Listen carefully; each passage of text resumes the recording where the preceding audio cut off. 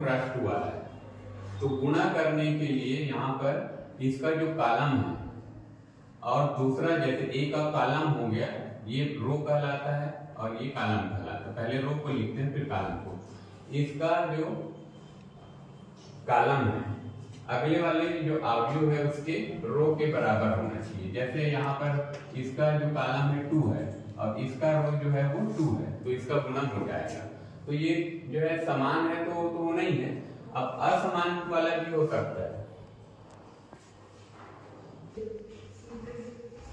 इसमें यहाँ पर गुणा करते समय एक चीज ध्यान रखना है, जो पहला अवयव है उसका यहाँ पर कॉलम स्तंभ और जो दूसरा अवयव लिखे हैं उसका रो पंक्ति, ये समान है। अगर ये समान है तभी ये गुणा हो पाएगा, ऐसा गुणा नहीं हो पाएगा। तो यहाँ पर इसका जैसे हमको गुणा करना है तो गुणा हो सकता है, तो गुणा करेंगे, इन दोनों का गुणा करके देखते हैं a इंटू बी जैसे करना है।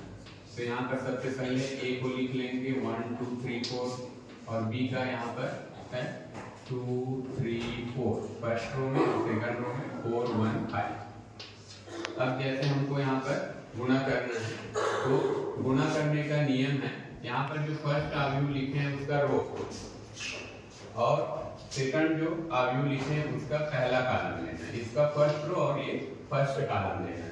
तो फर्स्ट रो का जो पहला अवयव है उसके पहले अवयव से गुणा होगा इसके कॉलम का, और सेकंड रो जो है फर्स्ट रो का ही इसका कॉलम जो सेकंड वाले अवयव का लिए उसके दूसरे अवयव से गुणा होगा। जैसे 1 का 2 से गुणा होगा तो 1 इंटू 2 प्लस 2 का 4 से गुणा होगा 2 इंटू 4। ये जब गुणा करते हैं उसके बाद यहाँ पर प्लस चिन्ह लिखा जाता है।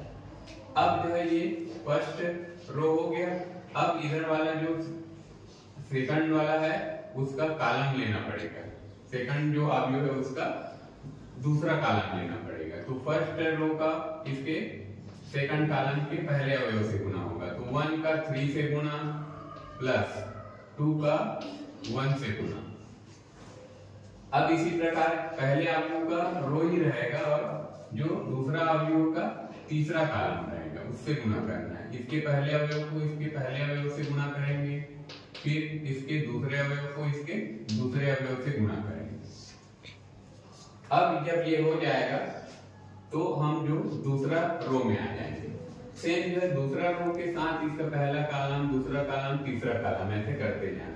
तो ये दूसरा रो का जो पहला अवयव है 3 और इसका जो दूसरा अवयव है उसका यहाँ पर पहला कॉलम का अवयव है 2, तो इसके साथ गुणा होगा। तो 3 का 2 से मल्टीप्लाई होगा, फिर 4 का 4 से मल्टीप्लाई होगा, फिर जो है सेकंड कॉलम में आएंगे तो 3 का 3 से मल्टीप्लाई और प्लस 4 का 1 से मल्टीप्लाई, और फिर लास्ट में इसी प्रकार 3 का 4 से मल्टीप्लाई प्लस 4 का 5 से मल्टीप्लाई।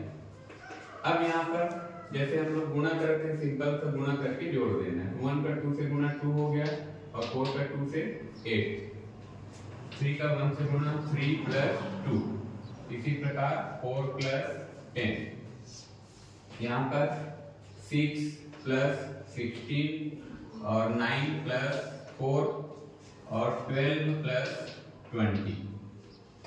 अब लास्ट में जो है उत्तर आ जाएगा इसका 8 प्लस 2 हो गया 10, 3 प्लस 2 5 और 4 प्लस 10 14 और 16 प्लस 6 22 और 13 और ये हो गया 32। तो ये जो है आंसर हो जाएगा। तो इस प्रकार से गुणा करना है।